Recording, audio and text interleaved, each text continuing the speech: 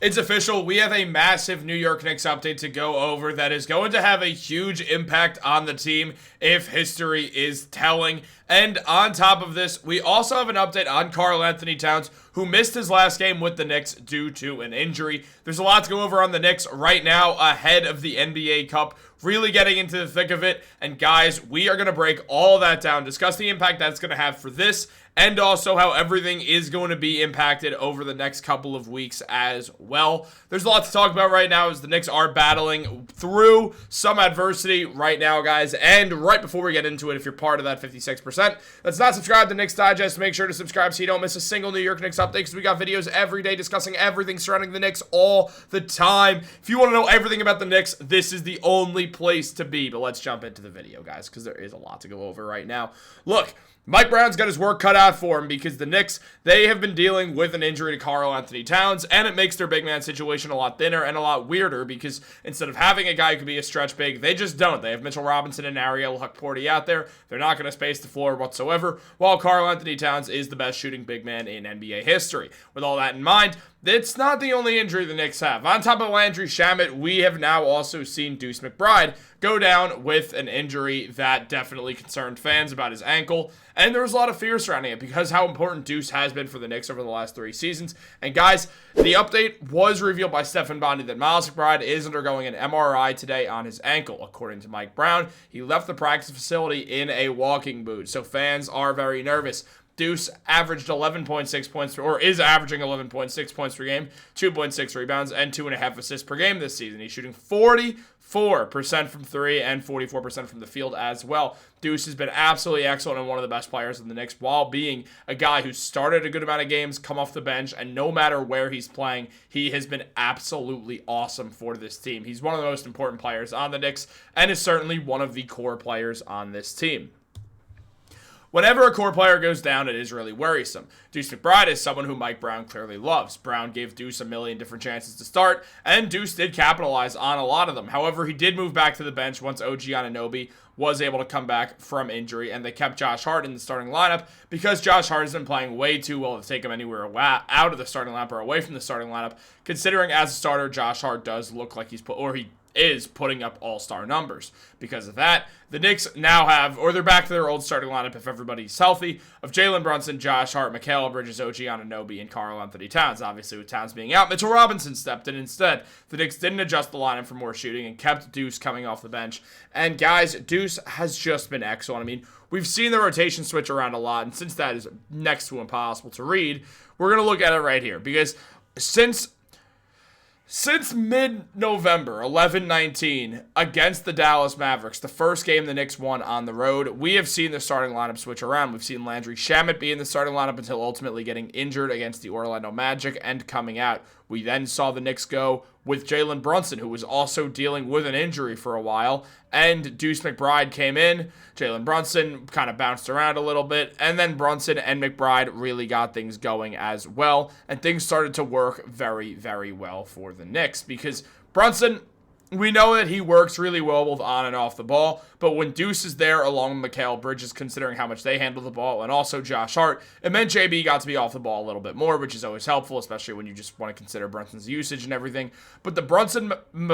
The Brunson, McBride, Mikal Bridges, Josh Hart, Karl-Anthony Towns lineup was working really well. We saw the Knicks go on a win streak that was eventually busted by the Boston Celtics, and then the Knicks ultimately would be getting OG Anunoby back soon after, which would be a huge help for this team. Deuce, in fact, started last game against the Orlando Magic once again, finding himself back in the starting lineup because Karl-Anthony Towns was out. The Knicks did not mirror the starting lineups like Mike Brown said they were going to. Instead, they put in the guys who have been working the best in that starting unit. That makes sense, and I agree with what Mike Brown is doing 100%.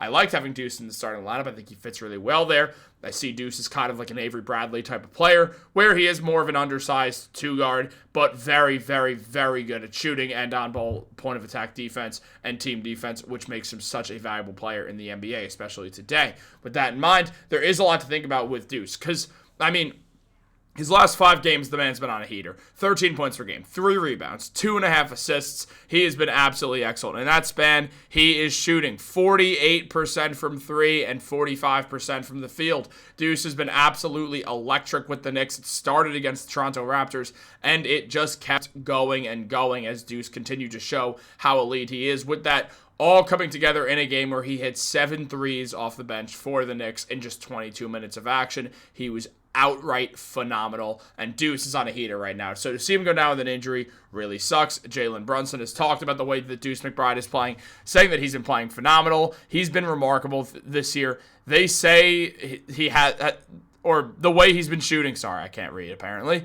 The way he's been playing defense, everything he's been doing for this team has impacted winning, and that's exactly what's happened. Deuce has just impacted winning for this team so well for the Knicks over this span. It's impossible to deny that. So much so that the Knicks are 0-3 when Deuce McBride does not play. So obviously seeing this situation go down where Deuce is being told he's got a grade 1 ankle sprain, meaning that he should not be out for long. The exact same injury that Brunson got in the first game against the Orlando Magic, we now see Deuce McBride go down with. This, because the timing almost certainly does mean that Deuce will miss a little bit of time, and by a little bit, I mean a couple days to a week at most. He won't be out for a very long time, but the Knicks are going to be Deuceless for a little bit, and they've been winless without him, so it's definitely worrisome. The Knicks do have the NBA Cup game against the Toronto Raptors on Tuesday, December 9th, and because of that, Deuce is almost certainly going to be ruled out for that game, and with that in mind, it's going to be tougher for the Knicks to win.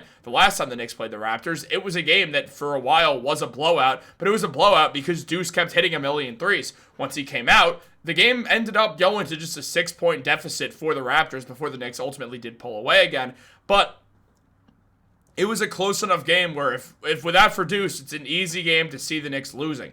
So now seeing them without Deuce is definitely worrisome going into that game against the Raptors, especially when it's not clear if Karl-Anthony Towns is going to be playing yet either. There's no exact clearance on that yet. Towns is still questionable for this game as well, which does make things pretty interesting. We do have an update on that, as it was mentioned that Karl-Anthony Towns was on the court with the team, but wasn't a full participant in practice after the precaution after injuring his calf.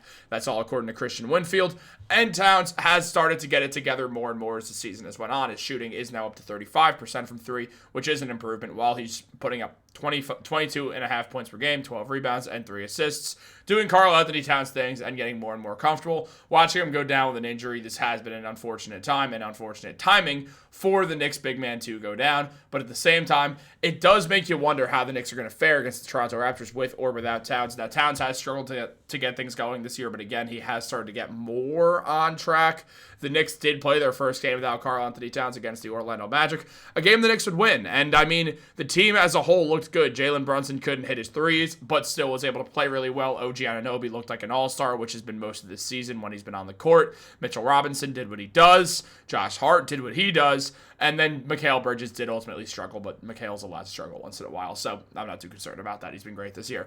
When we look at the Knicks and look at this lineup, we do see that there is a lot less shooting and a lot less scoring without Deuce off the bench and without Cat in the starting lineup forcing, I mean, in this situation, having to force just a change in the lineup where it feels like right now Jordan Clarkson's not scoring the ball well whatsoever, mainly because he's not, and because of that, without Deuce, it makes things even harder, especially Deuce going down, and even though he struggled, it's just worrisome. It makes you a bit worried. You do have to really hope that Tyler Kolek is going to step up in more increased minutes, as Kolek's minutes have been trending downward after a little nice stretch, but I do think we will see TK now jump in and get a good amount of touches as well. Do you guys want to see that? Is that the line change you want to see? What starting lineup do you guys want to see? I mean, I think the one that makes the most sense is throwing, I mean, either the classic starting lineup that they used all of last year for, or just, yeah, you use that one. That's the one to use. And you have Mitch come off the bench still. Guys, what do you think? Let me know. Or if Towns, that's if Towns plays. If Towns doesn't play, then Mitch starts, and, you know, you have Hukporti and Yabusele as your backup centers.